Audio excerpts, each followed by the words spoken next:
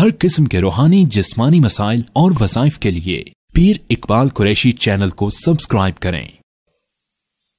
नहमदुहु व नसल्ली अला रसूलिहिल करीम अम्मा बअदु फ़अऊज़ु बिल्लाहि मिनश शैतानिर रजीम बिस्मिल्लाहिर रहमानिर रहीम।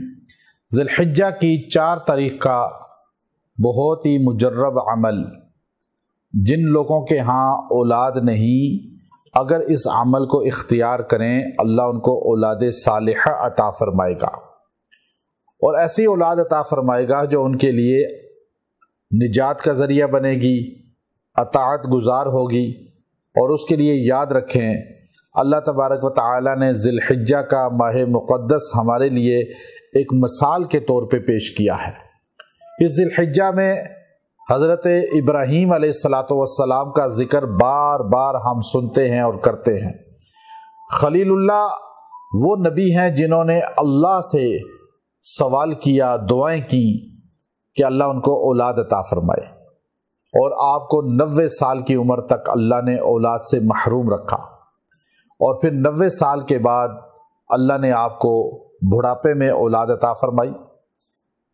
और आपकी ज़ौजा जो हज़रत सारा अलैहिस्सलाम, जिनके मुताल्लिक था कि वो भांज थीं, और आपको जब फरिश्ते आके बशारत देते हैं और जिब्राईल अलैहिस्सलाम, मीकाईल अलैहिस्सलाम, इसराफील अलैहिस्सलाम इंसानी शक्ल में आपके घर आते हैं और आपके पास आकर आपको बशारत देते हैं, या वैलता अलिदु व अना अजूज व हाज़ा बअली शैखा, तो ज़ौजा सारा ये कहने लगी, या वैलता, हाय अफसोस, अलिदु, मेरा बच्चा होगा, व अना अजूज, मैं तो भांज हूँ, और बअली शैखा, और ये शेख कबीर हैं, यानी बूढ़े हो चुके हैं, हड्डियाँ कमज़ोर हो चुकी हैं इनकी, अब बच्चा कैसे होगा? तो फरिश्तों ने कहा, अल्लाह देने वाला है, अल्लाह ने आपको बशारत के लिए हमें भेजा है, आप क्यों परेशान होते हैं, आप क्यों हैरान होती हैं? और अल्लाह ने बुढ़ापे में बेटा अता फरमाया और औलाद अता फरमाई।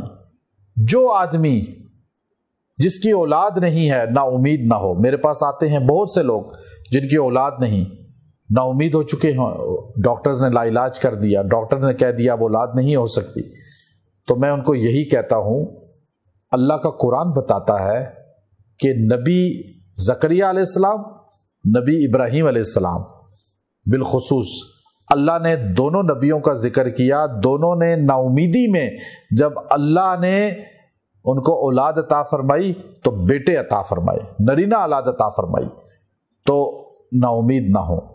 हम वज़ाइफ बताते हैं, जब ख़ास कुरानी कुछ तावीज़ पलाई जाते हैं अल्लाह उनको औलाद अता फरमा देता है, चूँकि अक्सर जिनाती वजह से औलाद में रुकावट होती है। आजकल हमारे यहाँ माशरे में जिनाती असरात बहुत ज़्यादा हो चुके हैं, दवाएं नहीं पड़ते, खाने की, वॉशरूम की, मोबाइल धड़ाधड़ यूज़ है, और ये वो चीज़ें हैं शयातीन जहाँ पे मुसल्लत होते हैं और ये बॉडी में जाके अक्सर औलाद में रुकावट का मूजिब बनते हैं।